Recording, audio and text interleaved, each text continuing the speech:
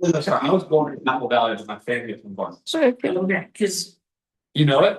well, yeah. Really? My Okay. husband and I lived in Fresno for 15 years. Sorry, y'all. Are we supposed to? Yeah. Okay. Is it already on? It's good to go. Y'all are. Up there? This is just gonna be the video. But are you zooming it? Yes. Okay. Alright. I'm sorry, you don't have the phone. You all right? Allergies. Yeah. Sarah already texted me this morning, like, I heard a rumor. Oh, she said something like that. Yeah. I get to hear it until she- Yeah. Will they be able to see it on the? Yes. Yeah. they do. That's you up there, huh? Yes, sir. Yep. Dallas, we're gonna get going. People might show up late, but we're going to get started. I just want to say thank you for those who saw the text. And were very excited, like I was, having you fly out here to present to our group. We do have a Zoom, so at least some people might be able to see it, but I got to speak with Dallas after Jason introduced us, and I was thoroughly impressed. And I thought this is something our people need to know about, and I will let you take it from here. No, thank you, Steph. Okay? Yeah. Thank you. So very grateful to be here. I know that the theme of the month is conversations to create closing. So what I want to ask y'all is, have you guys had one of those clients that you just couldn't wait to finish? You're like, man, I'm gonna make, Right now. I'm gonna make some money, but can't wait for this thing to be done. But you end up finishing it, right? What if you can have one of those clients who get you, and they're really tough, but they get you 10 more clients? Would it be worth sticking it out for that deal? Right? So we're gonna talk about how your worst VA deal could end up being your best deal. And I'll tell you about my best deal that I still get about one referral per week. I've lost count. Wow. So that is me. That's before one of my first overseas training exercises, and that's my wife. Little deployment pick they call, and I got two siblings over there, both Air Force Academy grads. I'm a Marine infantry officer by trade. I'm out now, and now just do loans, help people with mortgages. So let's go over what the class is going to look like. I'm going to give you guys the tools that you guys need yourself to. So recommended resources to financially thrive in the military and for you guys to be able to speak to other veterans. We're going to have some friendly competition. We're going to go over some myths about the VA loans, VA loan eligibility, VA appraisal, VA lenders, some VA loan facts, the home loan process, and house tax. We'll talk a little bit about that. Stephanie, just so I know how much time we have, how long are you doing this class for? I usually do an hour. Okay. If we go, is that good for everybody? That's what's on the calendar. And we'll start at 5 minutes ago, so we'll go by 11 we'll be done. We'll leave some time for questions. Okay. Thank you for that. Yeah. All right, so recommended resources to everybody needs. You need a qualified loan officer, somebody who doesn't have overlays on the VA loan. And we're going to talk a little bit more about that. There are rules that some companies put on top of what the VA will get through, and you need somebody who doesn't have all those things. Next, you got to have this VA pamphlet 26-7. This is the publication, right? This is what all the rules are in, but you don't need to look through all that. You can just ask your loan officer, or you can use artificial intelligence, Grok, ChatGPT, whatever it is. And the best way to do that is, hey, Chat, hey, Grok, where does it say X about seller paid closing costs? Where does it say X about what the minimum property requirements are with this pool, if this pool is going to pass the appraisal? And then you have it look in the pamphlet, and then you look at the pamphlet itself. Don't just rely on artificial intelligence. And then this is a really cool book. I recommend you all to do this. This is mostly written for veterans, but if you read this, you're going to know the No BS Guide to Military Life by David Ware. This guy was a grunt too, Marine Corps, and he has like 100 properties now. And he talks about a bunch of different things about, the thrift savings plan, about how you can start with one house and potentially move to that second, to that third house. And there's just a bunch of really good information in here. So I recommend reading that, and you're going to be able to speak the language a little bit more when you're working with your VA military clients. So question, friendly competition. What is the minimum credit score now on VA loan? 47, 45. Wow, it's lower than that. I'm guessing. Yeah. Anybody else? I would say it must be higher than It's not. yeah. I'd say 580. Stephanie smiling. Yep, there is no credit score. Whoa. That is a lender overlay. So I'm gonna tell you a little bit about my best client ever.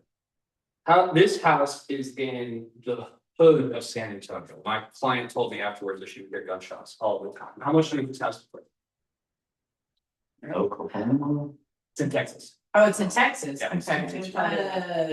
San Antonio. 380. 280. 370. Did you say 380? 280. 280, very close, very close. $270,000. This client, $467 was denied by several other lenders. But why is she my best client? I'm gonna show you how. I don't tell a lot of people this. Go and Google Reddit Dallas Frye in your spare time. There is a bunch of different pages, and one of my best clients ever, one of my best clients ever, went out and blasted on the Reddit how great of an experience she had. She got denied at several other places. And because of that, people don't Google Reddit all the time. They get denied one place, they find me. And this is how the client who was so tough, like there was tears. The realtor said I would never work with this client ever again because she was rude to me. But she's been my best client and she would have got denied with several others. So just keep that in mind, you know, when you have that really tough person that you know, they could get you one of their clients. Okay, so people ask us a lot, who is eligible for a VA loan? Someone's like, dude, I served in the National Guard for a few years. My dad was a veteran. He was in the Air Force. I can use a VA loan. It's pretty simple, right? So if you've done active duty service for over 90 days, you're eligible for a VA loan. If you are in the reserves and you've done at least 6 years of continuous service, you should be eligible for a VA loan. But this is where it really gets complicated, is like somebody was in the reserves and they went like 30, 60 days for some assignment that might have been domestic, it might have been international, and they're just not sure. The most surefire way to check is to get a certificate of eligibility. This is super easy for whoever is your guys' loan officer. They can go on the VA web LGY and pull this up and it will tell them, yeah, you're eligible. But if you're not eligible, you basically got to submit for that. And it just takes a process, takes a couple of days, and the loan officer can submit that real easily. So I'll go back and just show who that is. This is just a overview. If they're active duty, super easy, or if they had honorable discharge, they're going to be eligible, but it just gives certificate of eligibility if you're not quite sure. So some myths about the VA loan. One, you can only use the VA loan once. I think everybody knows that's not the case. How expensive a house can be. This is not the case either. I had a $1.2 million house last year. I got a client who's trying to buy a $2.3 million house right now. You can buy as expensive of a house you want with the first VA loan. There's another myth that you can't rent out rooms or units while living in it. This is not the case. You can get a duplex, triplex. People think that you need landlord experience in order to buy a duplex. This is also not the case. First time you can buy a duplex.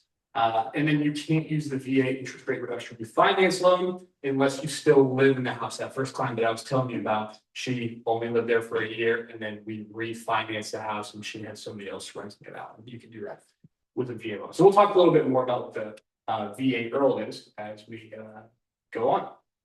What is this picture? Let me ask you something real quick.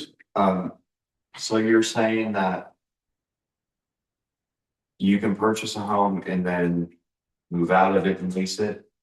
Wait, did you say that you could purchase it as an investment and not your primary residence? So that's a really good question. Anytime that you're thinking about the VA loan, you got to ask yourself, what is the spirit of the guideline? So the VA loan is not like another loan program like FHA or conventional. It is a veterans benefit program and it's designed to be a first-time homebuyer program. So when you first go to live in a house, you have to demonstrate that you are intend to occupy the house within the first 60 days. So to answer that question, you can move into the house, live in it for a year, and then you can rent it out. And then your eligibility, when you're talking about the amount of the home you can purchase, there's not a limit Mhm. that's in writing. For the first house. Yes, Okay, because again, right, spirit of the guideline is it's designed to help veterans achieve homeownership, and we're not going to put a cap on how big of a house that you can buy. okay. Right? But if you already own one house, and this is where it gets important with house stacking, right? If you always got to have this conversation with veterans when you guys are doing your initial buyer consultation, be like, what is the next house? Is this house going to be 1 to 7 years, 2 to 3 years? And they're like, oh, I actually want to buy a house and then I want to buy another house. Then you're going to be like, okay, let's check your eligibility and see what the purchase price of the next house is. So my recommendation in this scenario is, Mr. Customer, you want to move again and you want to rent out your house. With the next house, do you want to use your VA loan? Yes, for it's like, oh, yes, I want to use the VA loan. Like, okay, great. So let's make sure that we don't bust your entitlement. So like, say I don't know exactly what the VA entitlement is here in Colorado Springs, it's 832. Sometimes it's like 766, depending on the county. The first house, we might only buy a $300,000 house. Entitlement is the amount they're gonna loan, the loan amount. The amount Yes. they're gonna loan you, and Yes, so if you have a $300,000 house or $270,000 house, like your client there. Then she lives in it for a year and moves out, and her entitlement is 800,000 or whatever it is, then you can still buy with the difference correct. for your next Up to, primary, up to that entitlement amount. Without having to do a down payment. without having to what? A down payment. Oh, and that's. So your entitlement is your eligibility, same word? A certificate of eligibility tells you how much entitlement you have. They're kind of synonymous, but you're on the right track completely. So we just need to find out how much entitlement we have and then what the goals are with this second, third house. Does that answer the question? Yeah, I think so. If you were to sell that first house, would your entitlement go back to the 700? So the only way that you can restore entitlement is selling it or refinancing it into a different loan program. So yes. So the key is it's not covered by the veteran insurance program, so to speak. Kind of, right? So like here's another thing that people run into is they have a house that was insured with a VA loan and they pay off that loan. They're like, oh yeah, cool, my entitlement's restored. Not necessarily. If you still own the house and you've got a VA loan with it and you didn't sell it or refinance it, that entitlement is still there. No way. But one time you can restore it in your whole life. So you buy your first house, $500,000, you pay it off, great job, you're doing amazing. But you still have $500,000 entitlement. One time you can go to the VA and say, hey, I want to get a restart, and they'll do it. It's a weird nuance. Are you gonna circle back later and talk about that $2 million purchase and entitlement and all that? We'll talk about that. Then. Okay. Well, you said there was no max on your first house. Yep. But there's also this thing called entitlement. Yeah. How's that dichotomy exist? Yes, great question. So if you're buying one house with a VA, you can buy the biggest house you want, no acreage limits, buy a $2 to $3 million house. Okay. Entitlement comes into play when you're trying to buy multiple houses, when people are trying to house that. Because the VA loan is the best program you can have to house that and buy multiple properties because you got no down payment. And then there's a bunch of other benefits that we'll talk about with this. So that's really where the entitlement comes into play. First house, no problem, but then with your second house, that's when you run into entitlement issues. Wow. That's awesome. There we go. Shut down the projector. Everyone got one little tidbit. So what is that picture? Right? Golden ticket. Can you live on that shop factory? Why do you think I have that picture? Oh, that's the original one. That's the original. Why do you think I have that? Because along with the VA program could be a golden ticket to changing somebody's life. Love it. Who is it? Yeah. Is that? Who is it? Willy Wonka. Charlie. Charlie. Yeah, that's in the Willy Wonka. That's Charlie. So I tell all of my clients, the VA loan is a golden ticket. Like I said, that there's loan programs, FHA conventional, and those are loan programs where everyone's trying to win, everyone gets a little piece out of it. The VA loan is a veterans benefit program. And like you said, it changes lives. And we just need to know more about it. We're gonna be able to help a lot more people get a lot more clients by helping utilize their VA. So one of the benefits everybody does, no down payment required. But one of the big things is no private mortgage insurance. So I don't know if you guys can see this screen right here, but this is 3 scenarios. Every single person's buying a $400,000 house. The conventional loan, you put 5% down, let's say FHA minimum statutory investment 3.5%. The VA, no money down. Okay. Loan amount, you can see higher loan amount was, or lower loan amount was conventional and FHA. There is an upfront fee with the VA loan if you're not 10% or greater disabled. So you have a 2.15% that gets wrapped into the loan. Same thing with the FHA loan. That's called our financing fee. Right. Yep. Yep. So even though we have those upfront fees with the VA loan, and there's not necessarily with conventional, look at the difference on the mortgage payment. You can see that there's a $316 different mortgage payment with conventional and $177 higher than VA loan because of monthly mortgage insurance, even if you have a higher loan amount. So if these are the exact same interest rates, your mortgage payment is going to be lower with VA loan, which means it's easy to afford a house. Random question I've always had, but I've never thought to ask it when I had a resource. The VA funding fee. Or guarantee fee, whatever it's called. Mhm. That's tacked onto the loan. Does the house have to appraise high enough to support the loan and the funding fee if they're No, financing? that's a great question. No one's ever asked it before. No, it doesn't. Okay. Yeah, so it's just for the principal loan. Yeah, you can actually go above 100% loan to value. So I guess you can. What was your question? That's a great question. So if the house is 100,000 and you have your VA funding fee on top, does the house have to appraise for the whole value with including the VA funding fee? The answer is no. It has to appraise for the value. Purchase price. Yeah. That's great. That's a great question. Love it. Okay, so lower credit score requirements, we already talked about that. It is far more liberal with the allowance of seller and builder concessions. With the VA loan, you can just do so many more things. We'll talk about that. There's fewer closing costs. There's fees that cannot be charged to the veterans that can be charged to other people. The interest rates are better because the Department of Veteran Affairs insures the loan and it has that, it's easier to sell on the secondary markets. Your interest rates are going to be lower with the VA loan. How is it easier to sell? Oh, the VA loan's easier. So this is kind of not that important for like an average buyer, but like the secondary in any loan institution or retail lender, they're going to sell batches of loans in Yeah. the secondary market.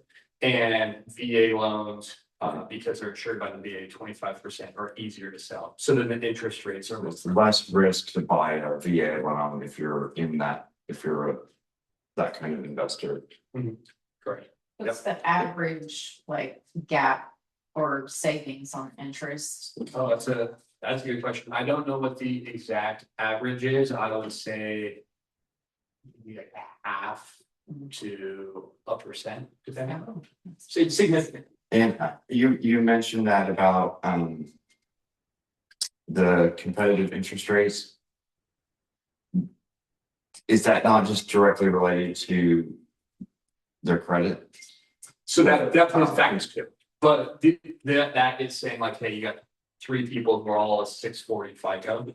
The interest rate's gonna be lower under the VA loan than conventional loan. Okay. Yeah, FHA has very similar, because it's also insured by the government. But a VA loan will be lower than conventional. Okay. Fair question. No prepayment payoff penalties, then you have the VA escape clause. Who can tell the group about the VA escape clause? Any brave souls? The VA escape code. Can you give us a hint? Because I might know it. But You guys probably all know it, like, oh yeah. So let's say that the house does not appraise for value. The veteran can escape from the deal, right? We make an offer at $300,000, property appraises for $295,000. We got 3 options. Option 1 is the seller can lower the price. Option 2, the veteran can pay the difference. Option 3, the veteran can just escape, walk away from it. And this is very good for buying agents, right? Because you can say, hey, I know you're super nervous about this house, right? You can walk away. Just, I know. So you just walked away from a deal, right? Yeah, and then how much of their earnest money did he keep?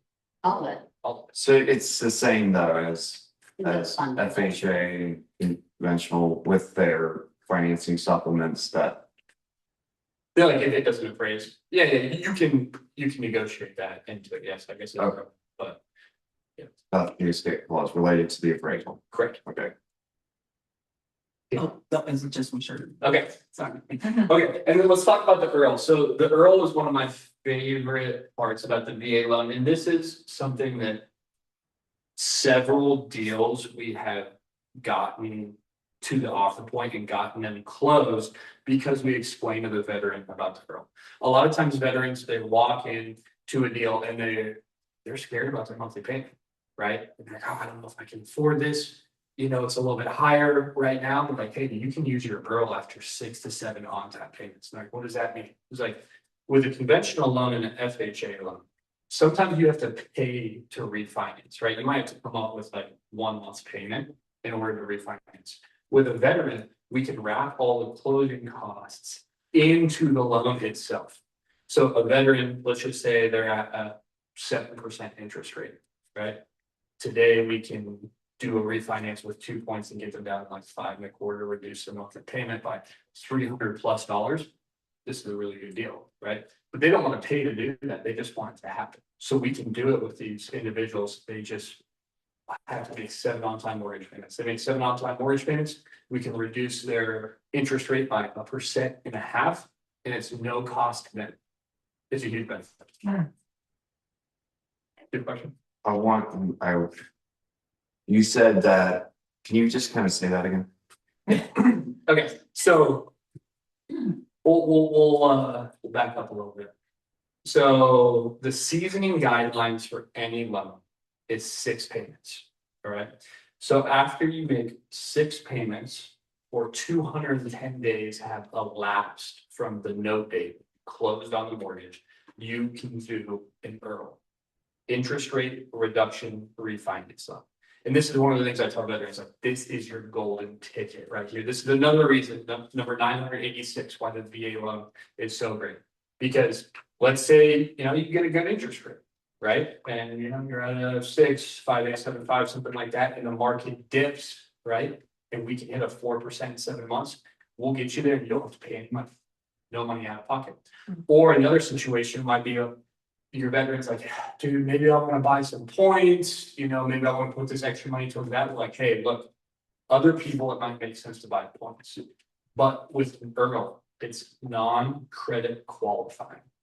So that means somebody with a 400 FICO is going to get the same interest rate as somebody with an 800 FICO. We can tell our clients this. Like, look, I know that the interest rate is going to be a little bit higher because you have a 500 FICO. But when we go and do your refinance, you're going to get the same interest rate as somebody who has an 820 FICO, because we don't look at the credit. Because they've already paid been paying their. Yeah, we tell them you're in the family. And that's only if interest rates have dropped. Not necessarily. I mean, Right. you can just change their interest rate after 270 days. Without like it being a whole. So you interest rate. can buy up to 2 points. Yeah.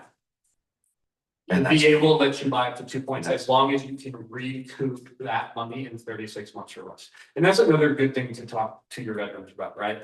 Is like, dude, this program has so many safeguards in it that the veteran can't get screwed over, right? Like, even if you get with a bad lender, they literally can't get the deal through because they have to show that it's a benefit to the veteran, that they can recoup those costs in 36 months or less.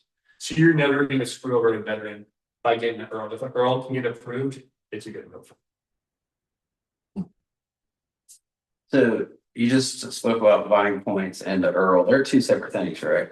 So no. So with the Earl, you have to buy it on the rate, right? You can buy up to 2 points. The kicker with it and why it's so good is that you don't have to pay any money out of pocket. You just tack on. You can round it to the loan. And if the increased loan amount. And the payment that it increases. And the reduction in interest, if it saves you money over 30, or if it recoups itself based on, So you have to recoup the closing costs, right? So $100,000 house, right? Yeah. 1 point is $1,000.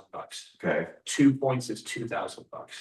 Plus you have like, $1,400 to $1,500 of closing costs, depending on if you rebuild escrows or not, right? So that, let's just say $3,000 to do the early. We have to be able to pay that off with the savings of the loan in 36 months or less. So at that rate, it would be like $101 a month less. If you go 1,600. Math for my kids involved, like I gotta have it behind the computer, but a lot of times, like a modest house, like $250,000, $300,000 for reducing our monthly payments, $300. Yeah. It's a no brainer, and then that's a better sell for you guys, you're at the table, like, we can do an early. Right? So you can't do the Earl at purchase. No. No, Okay, so this is so like, let me give you an example. I have a gentleman who hit me up yesterday and he wants to do a cash out refinance, right? A cash out refinance is a fully qualifying one. Meaning that we look at credit, we look at income, we look at assets, right? With a fully qualifying loan, it costs a lot more money to buy down the interest rate. For just variable different reasons, not even necessarily credit, sometimes a loan value, sometimes a property type, whether it's a single family, townhouse, manufactured house, right? So buying points doesn't go as far on purchase. With an Earl, a non-credit qualifying, streamlined refinance, your points go a lot further. So for this gentleman right here, I'm like, hey, look, when we do a cash out refinance, you only want to do that once, okay? So do the cash out refinance, don't pay any points, because like paying points for that is literally just driving down the highway, taking your $1,000 and just throwing it out. You'll never get that one. Gone. Versus with an Earl, those 2 points go so much further and they can reduce your interest rate a lot more. So like, let's do the cash out refinance and then we'll do the Earl afterwards. So there's veterans right now that could basically have a free refi if they only knew about this. Right. Wow, that's a value to share right there. I never knew that, and I been paid on my house for 14 years. Time for some work. I guess the lender that I work with did never mention. Did you buy yours on a VA? Yeah. When yours renewed? Dude, that's dope. Well, let's talk afterwards. Let's say this class is not solicitation for referrals. You have no obligation to send me a referral. So that Carry on. So another question for y'all. What is the maximum amount of seller concessions allowed on a VA home? it's technically 6, but there's a list of things that aren't on the list, which means you can go more than 6. Yeah, because we went more than 6 on that one. It's a trick, another trick is what I'm gonna say. That is a trick question, but it's not 6 either. So it is unlimited, right? But usually it's 6% in definition. A lot of people think it's 4%, right? Because it says in the pub, don't see that 4%, but here is the little clause. It says we do not include normal discount points. And we do not include the buyer's closing costs in that total. So I've gone up to 7.5%. You technically could just go through the roof, but a lot of times you're not that low. So what's a practical way that we can get more than 4%? How can we structure a deal so that we could potentially get more than 4%? Some kind of seller credit. Yeah. So the way that I've best seen this work, right? And this is something that we can talk to our veterans at the table, right? Like, hey, look, I'm a great negotiator. Here's how we could potentially do this, right? We're going to start off, we're going to shoot for the moon, we might land on the roof. Well, with 4%, we'll get the seller to pay 4% of your closing cost, right? Great. But we'll also ask the listing agent, Mrs. Listing Agent, let's say that the house appraises for higher than we're offering. Okay, we're offering 304%, but let's say that it appraises for 310%. I need you to tell me you'll let my client use his equity before close. It's going to be the same net to the seller. So if the house appraises for 310 we'll change the purchase price from 300 to 310. And we'll change the 4% seller pay closing costs from 12,000 to 22,000. The seller gets the same net, make sure that the real estate agent costs stay the same. And then this is gonna make that deal way more affordable for my veteran. It'll help us, and we'll talk about, we'll talk about it right. So with a typical loan, you can only do 3 things with the seller pay closing costs. First thing, we can pay for all the normal closing costs. The second thing is we can give the earnest money back. And then the third thing is we can buy down and use points, right? What's the fourth thing that you can do with the VA loan that you can't do with other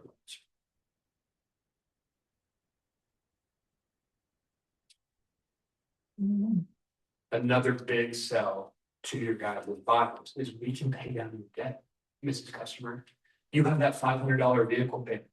What if we took $5,000 with an extra seller pay closing costs and we paid off that vehicle, so your monthly debt obligation drops $300? Would that make buying this house feel more affordable? Yes. Okay, so that's something that we can do is we'll go in with 4%. If we have any extra money left over, we're never gonna lose a single dollar. We're gonna use every single dollar to benefit that veteran. And then if we get the opportunity, the house appraises higher, or you can just get more at the start because you're a great negotiator, we'll use that to pay down consumer debt. We probably won't pay down points, right? Because we know that we can just use the EARL afterwards. So you would write that into an offer, like Yeah. this amount of closing costs to cover all of these things, Oh, including. you don't have to say that. You don't have to say that. Like, let me give you an example. You can't do that. It's a great question. It's a great question, but I wouldn't put that in there because Yeah, they're not what the heck, dude? paying my car off. So I've had it where I'm at the closing table and the title agent is saying, hey, look, you used all your money, man. I gotta give this money back to the seller. And I'm like, let's go to chapter 9. Let's see what the VA pamphlet says are allowable uses of closing costs. Oh, I can help reduce my veteran's monthly debt obligation and pay off any bills on his credit report. Mrs. Title agent, give us the money. And then they just write a check at closing? It doesn't have to go through the settlement statement. Well, so it's gonna be on the CD. Mhm. And then we don't just write the check, we write the check to the creditor. That's- Get them payoff. That's what I was about to ask is like. If the closing costs are X and we have, more than that we've negotiated. We'll use every single. You'll have to, but you have to have the title company issue a check to Ford. Yeah, but that's easy. So that's all on the part of the lender. So what we do is when we're balancing, like, oh, cool, we have an extra $2,600. Mr. Customer, give me a payoff statement. The real estate agent doesn't have to worry about that. Give me the payoff statement. But the real estate agent looks good because your lender's gonna be like, yo, dude, your realtor negotiated a super cool deal, an amazing deal. We got an extra $2,600. Give them a big thank you. We're paying off your Hyundai. And they're like, oh my gosh. It sounds like you're in the buying market right now. Okay? Yeah, sounds like you could be. We're all saying it's the best time to buy. Yeah.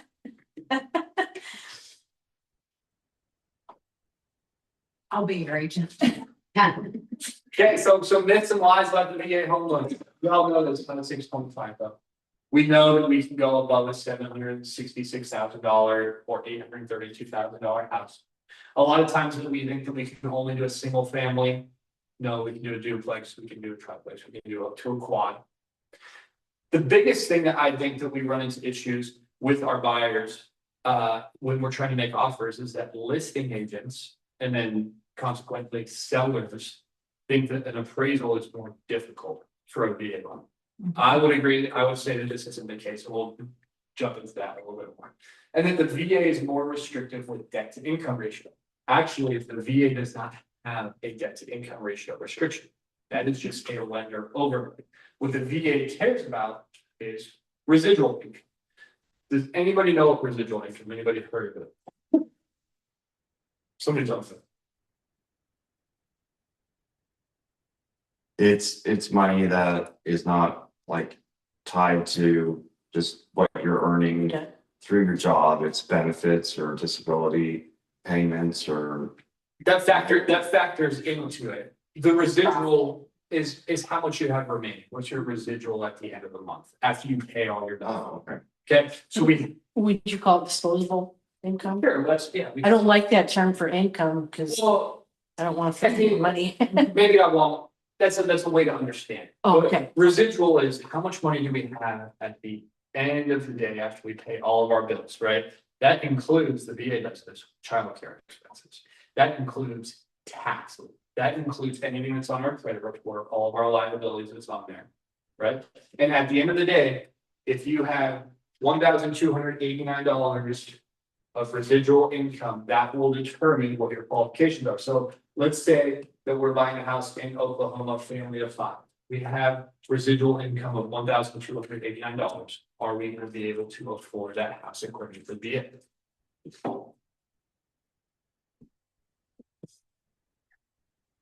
Yes, Okay, what? because family over 5, it's 1,000, we're in the south, sorry. Everyone was in the south, no, that's good, right? So then we look at the chart in the south, we need how much money at the end of the month to qualify? 1,039. $1,039, so if we have $1,289 according to the VA, we're good to qualify. Right, so that's what the VA cares about, the lenders care about the DTA. Sure, you have a question?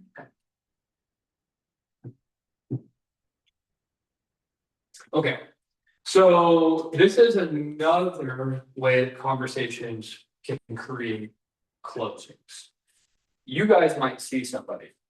I'll tell you, I've had a client, a friend of Jason and Jericho, Sarah, where the guy was homeless for 7 years. He lived in Walmart parking lots, or he lived in the motel and paid night to night hotel. This guy, when his only diet was banana and the peanuts, that's what he told me. Right? This guy had so many payday loans where I don't know if have you guys ever looked at a payday loan statement? What do you think the highest interest rate was? I don't know, 60%. 60? Over 30 at least. I wish it was 60. 480%. Oh my God. Like legit, there are people who have a bunch of those payday loans. They're extremely predatory. This guy had like 4 or 5. Right? This guy, his only income was his VA disability. And got into a house. We got him into a house and his house payment, his mortgage payment was less than his motel expense. Right? So these are the types of people that we can get into houses, but we have to realize there's different types of income that we can use that you wouldn't think you could use. You saw this guy, you're like, this guy would never afford a house. So those are the types of income that we can gross up. So that's the question. What are examples of income that can be grossed up, and how much can we gross up according to the VA? That we can use more of a certain type of income. Disability loan. Okay, there we go. So Listen to the story. Social Security. Social Security. What does Social Security and VA disability have in common? So the cost of living increases over time. Correct. That's one characteristic, not the one I'm necessarily looking for. Government. Oh, they're non-lineable. You can't. Oh, Okay, and they're not taxed. Tax, okay. Okay, so if income is not taxed, you can gross that up. Why would you want to gross up that income? Well, if somebody has VA disability, any tax-free income, right, you can gross up 25% with VA 115 with the FHA. If somebody has tax-free income, it's a lot more valuable than my taxed income, right? So let's say I make $100,000 a year and somebody has $100,000 a year with VA disability. Whose is worth more? Theirs is, 'cause it's not taxed, right? So we'll gross it up 25%. So that person that has $125,000 of income compared to my $100,000 income. And then their debt to income ratio drops. Their risk factor drops from an underwriting perspective. Their affordability increases because we effectively made more of that income. So these are the things that we need to be thinking about. And then when we see people, they're, yeah, that guy's not gonna afford a house. No. Look at the story, have that conversation, and you might get so close to that. So we'll talk a little bit more about the VA appraisal process, right? I'm not gonna belabor this point. You guys are seasoned real estate agents, but this is the biggest thing that I think that we need to be able to communicate to our listing agents. The listing agents are gonna be like, oh, shoot, I don't want to take a VA deal, right? Because the appraisals are tougher. They all follow the same USAP appraisal guidelines for whether it's conventional, FHA or VA. The VA just has chapter 12, which is the minimum property requirements. They want to make sure that that house is safe, sanitary, and structurally sound. They'll flag anything that doesn't hit that, but it's the same appraisal. They just look through that one other lens, the VA appraiser. And I think it's good when we're talking to our veterans to say, hey, look, dude, this house won't go for a VA appraisal. Do you want to buy this house? Because usually it's pretty reasonable to VA, right? They're gonna be looking like, is there like splinters that somebody can like poke their eyeball out or something? Is there no handrails so that when grandma comes over, she's gonna fall down the steps and they break her neck? Are there broken windows? Is there siding that's coming off? And that's gonna be a huge like expense for you, heating your house in the winter, GFCI outlets, things like that. So it's all pretty reasonable stuff. The VA just wants to make sure the house is safe, sanitary, structurally sound. And then for real estate agents, you just need to know chapter 12 of the VA influence makes session. So if you're looking at a house here, I don't know if that's going to make it through a VA appraiser, go into chapter 12 or ask Grok chat. Hey, in chapter 12, where does it say X about swimming pools? What do we need to know about this swimming pool if this is going to make, the VA appraisal? And it's going to go through all of it and we can go to the listing agent and say, hey, this is what the VA pamphlet says, right? So as long as we check these boxes, we should be able to get through this appraisal. I was gonna ask you a question Yeah. afterwards, but I might as well right Okay. now. What about land? Like with the appraisals, do you know what they're gonna flag on land? Like the last one, they said the salvage and on the property, like the trash and metal that the farmer that he wanted to use. Mhm. He wanted it left there so that he could use it for building house structures and stuff. On this one, there's an oil rig on there, a drilling rig out there on the property. And that's the listing agents. Oh, it was awesome. There's stuff like that. Anywhere else in Oklahoma. Yeah. The listing agent called me last night and said that he seemed like he was most worried about that Yeah. So. versus pool, which is pool. So I'll tell you how I'm gonna look this up, right? I'm gonna, since we're already actively in the deal. We'll find out. Okay, We'll cool. see what happens. Yeah, Beforehand, though, I'm gonna say. Check, where does it say in the VA pamphlet 26-7? If an object on land such as an oil rig could trigger a minimum property requirement in chapter 12. Okay, where does it say anything like that? And I'll click and do some deep research on it, and then I'm gonna pull it up and just find out like, hey, and I know in my head that the VA appraiser cares about safety, sanitary, structurally sound, right? So, I didn't know if that might be environmental. I'm wondering if we can just put a fence around it, There, right? Okay, yeah. Like a pool. yeah. I don't know, go ahead. Whenever it comes to the appraisers like flagging something on the appraisal and then it gets sent to you, do you guys have the like ability to be like, actually, we're not worried about that? No, Okay, no, so if the appraisers, this is a good way to look at it, right? Is that the appraiser's gonna flag anything that could be an issue to the property, that could be a liability. If we get audited and we didn't listen to what the appraiser said, we could lose our ability to do VA loans. So the lender and the underwriter too is gonna listen to whatever the appraiser says. Okay. Yeah, because the underwriters don't care about the deal getting through, they're not. Mhm. So that They can- get paid from us. Yeah. Gotcha. Yeah. Does that answer the question? Yes. Okay. And we'll talk. It's a great question, yes. Stop. Offline. Yeah, so the maximum minimum FICO, no traditional maximum debt ratio, we talked about that. The veteran can have multiple VA loans at the same time. I just closed on the third active VA loan at the same time. We had to use bonus entitlement. But we can do this, and that's just about being smart when you make your first and second purchase. We include our childcare expenses into the debt calculation. We can use seller closing costs to pay down debt. It's a huge one to walk away with. There's a Tidewater appraisal process if the property doesn't appraise. We have a way that we can negotiate this, and then I've actually had it before where it didn't appraise. And I had a really good real estate agent and they got comps. And I won't go through all the process, but we got the house to appraise even when the appraiser didn't go out there. So we can get it back if it should appraise. That's a reconsideration of that. There's no seating guidelines for properties, there's no acreage limits. You don't have to have an air conditioning unit. Yeah. If I was to want an air conditioning unit. Okay. Liberal gift funds policy, this is cool. So the seasoning, are you talking about 9 days flip rule? Liberal gift funds policy, so I've closed several deals before where I never put my veterans bank statement in the file. Yeah. Can't do that with other ones, you do that with the VA loans using a gift letter, I guess you can do it with other loans, but it's super easy with a VA loan. With other loans, you have to have a clear, documented, well-defined relationship with whoever's giving the gift. With a VA loan, like you just gotta be buds with the inside the letter. Don't have to put the bank statements in the file, right? VA loans are assumable to veterans and non-veterans. Assumables sound really nice, and a lot of people love assumables, or they like to market it, but a lot of times they don't go through. They're kind of complicated. We have to pay back the difference in equity, get approved with the other mortgage lender, and a lot of times you want a veteran to buy the assumable. You want them to assume that mortgage, because if the veteran doesn't assume it, they lose their eligibility. Oh, really? Yeah. Even though it's sold, Yeah. technically. Yeah, because the entitlement stays with the veteran. Yeah.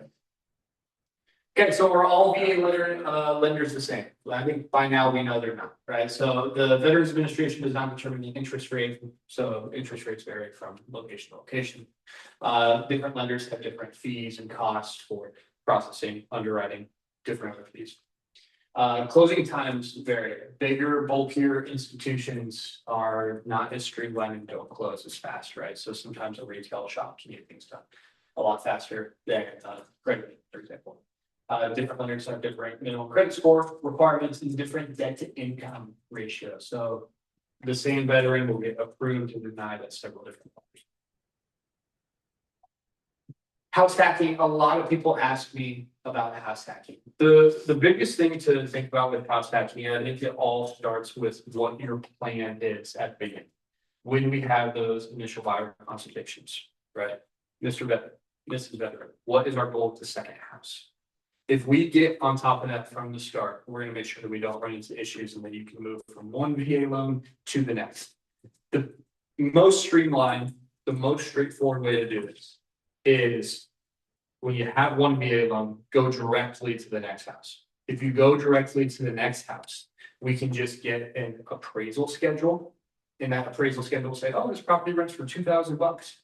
Then I can offset their mortgage by 75% of $2,000. And we don't even need the rental agreement, we don't need the lease, or we don't need the lease, the first one's rent and damage deposit. The second best way is to get those three things.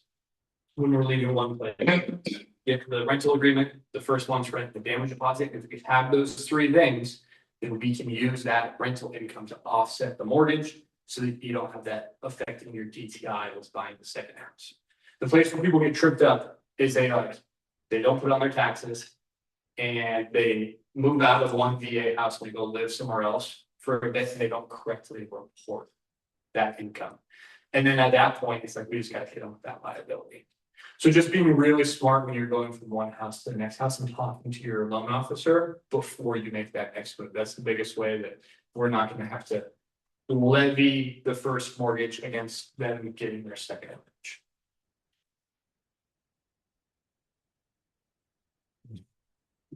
I'm very grateful to have had the time to chat with y'all. This is my phone number. Take a picture of it. That's my website, vet2vetVAloan.com. If you guys got scenarios, or even if I'm not the lender on the deal and you guys have a question about any loan program, I don't just do VA loans, I love VA loans. Your license here up on those one point. Yeah. Jason Jefferson here with Amanda and I are doing a deal. Nice. Yeah. Are you in other states also? Yes, ma'am. What states? I mean, do you have a list? So the four that I'm not in right now is New York, Virginia, Hawaii, and New Jersey.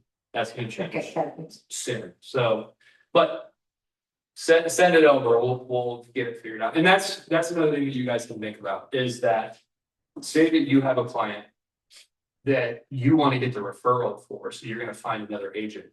It's better if you have that person pre-approved. So if you guys have a national lender that you can send a pre-approved buyer to, go smooth. Yeah. What other questions we got? We got 10 minutes. There we go. Are there like VA lending only institutions? Like, There's some that say they're the best. Veterans United States. And they have words that like, yeah. I can say if they're good or not, but actually I love them. I love them. I get so much business. Unintentionally. I'm the biggest. is that an example of one that's just only doing VA? Well, they say they're the best at VA, but I get a lot of their clients who couldn't get approved. Through the thing. Okay.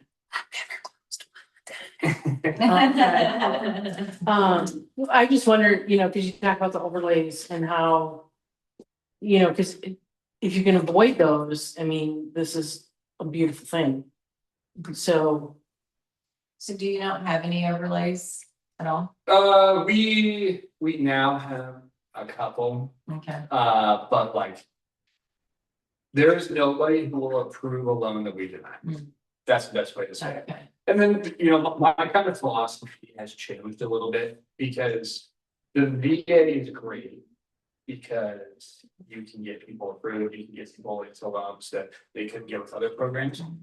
But one of the bigger things that I'm focused on now is like, I want to make sure that my client like loves my realtor and me 12 months after the loan. That they're not house poor, that they're not no loan that they can't afford for some reason. So we put some internal governors on our approval just to make sure that people aren't making dumb choices. You know, one of those things is like, you know, any intelligent financial advisor will tell you like you want to put 15% away monthly towards your investments, right? If we let somebody get a 63% debt to income ratio for housing expenses, are they going to be able to put any money away, save up for reserves? Those people are going to be screwed. House poor, going to keep their agent and their loan officer afterwards. Versus if we have that conversation saying like, hey, look, you know, I know you want to do this, dude. You want to have this $7,000 mortgage, but like, let's think about like the big picture afterwards. So those are the conversations we try to have with people. But you know, we can still get somebody into a loan that they probably shouldn't buy. Yeah, but I try to not do that. Can you give us an example or talk about one of your clients that has become a real estate investor or like has accomplished some great? Oh, yeah. Like, can you give it like say I work with one guy that owns this many properties or house hacked like this, just kind of paint a picture of how big of an opportunity it is from your experience as a lender. They would probably be totally cool with me saying their name, but maybe I won't say it. Yeah. These are one of my favorite clients. They rented their whole life. They were living in California. They were in the same rental for like 18 years. Pops retired, mom's still working. They moved to Texas, which is the best state for VA loans. It's the best state because full with 100% disabled veterans. Because retroactively, we don't have to count their taxes, meaning they can qualify for a higher purchase price if they're 100% disabled. And you can't do that in like Florida or other states that have 100% disabled veterans. You have to qualify them with property taxes. Anyways, we get into a modest house, $230,000 or something like that. They live in it for a year. He gets his 100% VA disability, so his mortgage payment drops like $400 or $500. We do an IRL with him after 7 on-time payments. So his interest rate is like a 5.25 right now. Lives in there for a year. Does he refinance? Moved into another house across the street. We get his daughter in there renting it, and she's renting it for more than the mortgage price. So he's getting like $300 to $400 right now. And then they're living in their other house right now. And it's a beautiful house, and they don't have to pay property tax on that house. So that's their second. They're gonna call me for all of the third, fourth, and fifth. That's just because we've started really smart and models on the first one, and that thing is cash flow right now today. That's the best way to do it. You know, 100% disabled veterans gonna have some more perks with that. But even if you're not a 100% disabled veteran, I got another client right now, and this is like where it didn't go that well. So he bought a $760,000 house in Oakland. And he's like, you don't need my VA loan yet. Yeah, it's, sorry, unless you want to put a 26 in. Yeah. Yeah, yeah, 5%, maybe. So now we're gonna use an FHA loan the second time for him to buy a lot in Colorado Springs. And we can do that, right? It all comes back to it. The best way to house hack is to be really modest upfront. And it's tough when you're married, obviously, because like I could live in a blown out building, but my wife, like, we're not house hacking, like, sorry. Yeah, but that's, I think, the conversations we have. And at least if we have this conversation up front during our initial consultations, then they're gonna be like, oh, you know, at least they told me about this, you know? And they're like, oh, wow, I didn't know I could do all these things. Oh, and then next time they wanna buy a house, even if they don't, they're gonna come back to you. Did you look out for me from the beginning? Tell them that's what I did. How common is it for veterans to not use their benefits or not know the value that they have sitting there waiting on them? I think that's another reason why that data for your book, the Novius, I've been really good to use. But I would say it's very often, I helped a Navy SEAL who was a Vietnam veteran get buy his first house last year. And the dude was 76 years old. Think of that. And I only talked to him now one time. The whole rest of the time, he just didn't pick up his phone. I just don't. He never get the guy on the phone. The one time call closed. Dude just doesn't pick up his phone. But I would say it's often. And again, right, like my best client ever, where I get like referrals on repeat every single week. Someone's like, oh, I saw you on Reddit, is from this gal, 467 FICO. The agent said, I will never work with her ever again. She was crazy. And she's the best client. So it's like any veteran that you talk to, it can just be an amazing client. Get you more and more deals. And there's a lot more of these people who have been denied and can't afford houses than people who can't afford houses. There's a lot of them out there. It's a good market. Well, when their payment is less than what they can rent for or get a hotel for. No brainer. Yeah. That's a better deal, yeah. Yeah, but that's to answer your question, Derek, there's, I say a lot of people who just have no idea and never been spoken to somebody about that, and people just don't go in, and people just don't realize that the VA loan is a veterans benefits program. It's not another loan program. Right, like this thing is designed to benefit veterans, it's got safeguards and it protects veterans, you know, in most cases. So have you helped any veterans that have lost several houses and then ended up buying another one? So like foreclosed? Yeah, we can do it. I'm not done. You lose your time. Basically. So if somebody forecloses on $700,000 house, it's great, right? But if somebody forecloses on $200,000 house, then we can do it again, right? As long as I'll send this to you guys afterwards. Bankruptcy chart, depending on the different types of bankruptcies. Sometimes we need 2 years. Sometimes we deal with 1 year with extenuating circumstance. I have a client who, after 1 year of extenuating circumstances, we got them into another house after they foreclosed because we showed that, like, hey, they shouldn't have had this foreclosure. The servicing company messed it up, and it was massive brain trauma getting this thing through, but it's doable. Yeah, I ask a question for sure. And then worst case scenario, So I'm sitting here thinking, you know, when you meet with a buyer and you're doing a buyer consult, do you automatically ask them? That's how it works.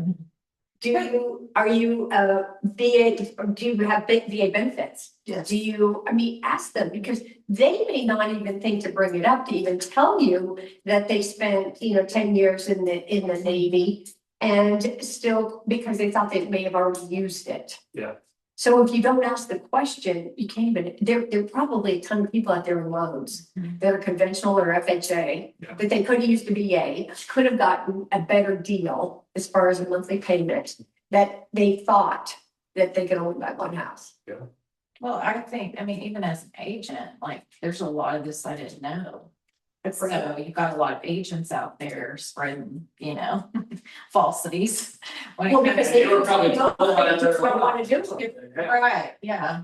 What about, Qualifies. what about loans that a veteran may have on homes that are not not VA loans? Is there anything to do there? Yeah, so that will count towards their debt service.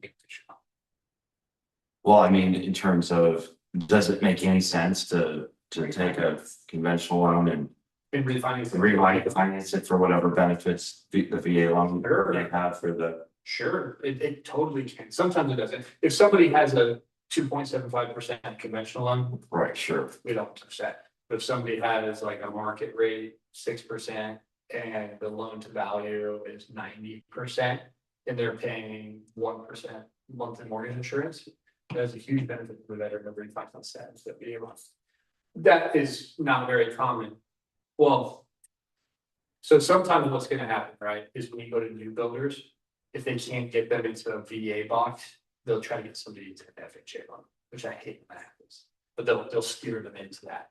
And we want to refinance and get a veteran out of a FHA deal because it was throwing money onto the bill every single month. But yeah, the VA loan's the best program, hands down. Every single guy. Who all qualifies for a VA loan? Because it doesn't like family members. No, so they have to have a certificate of eligibility. That's USAA and that's Gronkowski. It is. It's a different ballgame. Okay, no. 90 days active duty or 6 years reserves. There you go. Well, that's the standard, pretty much, as long as you got, sometimes you can lose your VA loan depending on your status of your discharge. But man, talk about terrible clients. I had a client who, worst client ever, but didn't even make it through boot camp somehow. He still called himself a veteran, which I don't think you should call himself. And he's making ungodly amounts of money off the government, off the government's taxpayers' money. Didn't make it through boot camp, but yeah, still qualifies for a VA. Other than awful.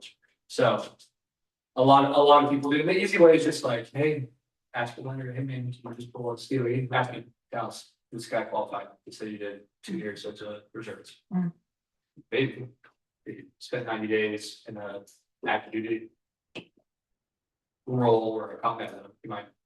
But if they're active duty and they got one, they discharged, they got it.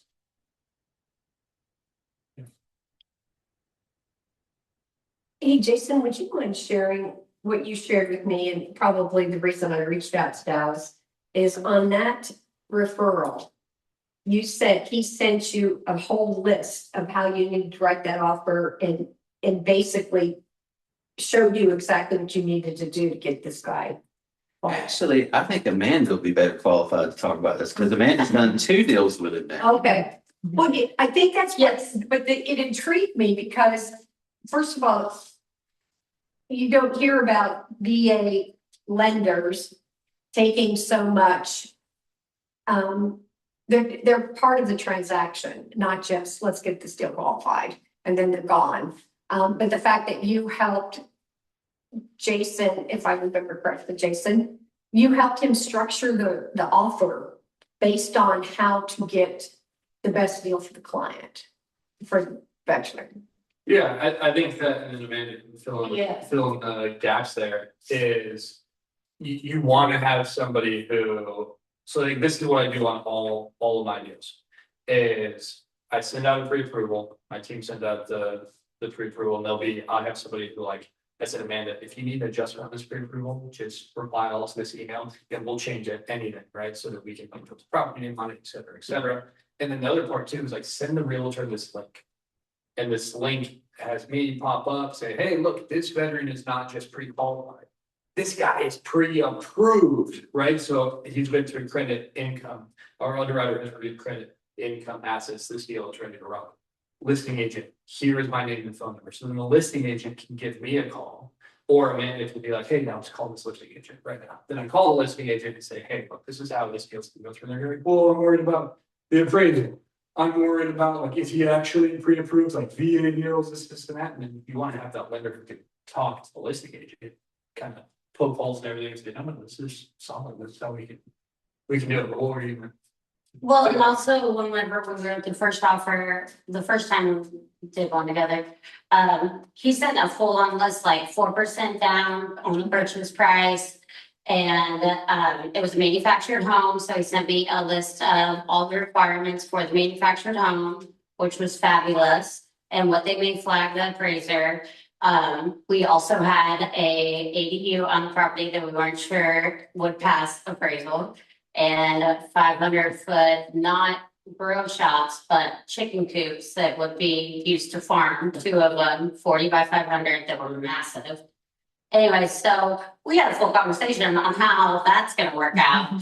And that deal actually did bust, but what was cool is when we found out where we started at 375 with a 4% seller concession, and then he called and he was like, well, what do you think about going up, or 385 or something like that, 390 maybe, but going up to 400, and then because he did mention to put in the contract, if it appraises for more, you give us the opportunity to increase the purchase price so that we can get that money back.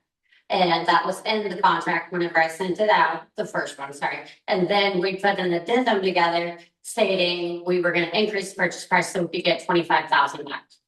And that would give the buyers more money on moving and all their other expenses. And then that deal busted, but now we're on to another one, the same thing, 4%. And appraiser going by yesterday, but we have a pool there. And so he sent me a breakdown of what VA might flag, the appraiser might flag on the safety of the pool. And we are crossing our fingers. Now we have an oil rig out there. Well, there are like 3 oil rigs out there, but it's 38 acres. But It was like Columbo. yeah. Just one more thing. We're learning a lot. And so, the video was sent over to the listing agent. It's great. We've been in great communication. She knows what she's doing. We know what we're doing. And now we're just waiting to see what they have to say. But Dallas sent everything to a T, like find a question, he was on top of it, videos, documentation to send to them also on the pool, because they're willing to work with us on the pool on how to make repairs and make it go through. So it's been fabulous. And that's just all at the beginning. You had all these tough conversations at the beginning. Yes. Before I make this offer. Yep. This is what we need to do. This is And what then we you need got to do. that, so it's just all downhill from there. No, She's the queen of minimum property requirements, and then there's another story about Amanda. The client was like, dude, she is such a beat. She tripped into a window well when she was doing it. It was icy. It was flat icy. Didn't even phase her, she just kept going with the whole thing. Anything I need from Amanda, she's getting this thing through, she always answers the phone, she picked up everything. So, you're awesome. You're awesome. Thank you, you have to. Well, very grateful for the opportunity to meet with y'all. You guys got my contact info, scenarios, questions, anything. And yeah. I appreciate you. Thank you. Oh, yeah. Welcome. So you buying a house here? Pop wall. Thank you.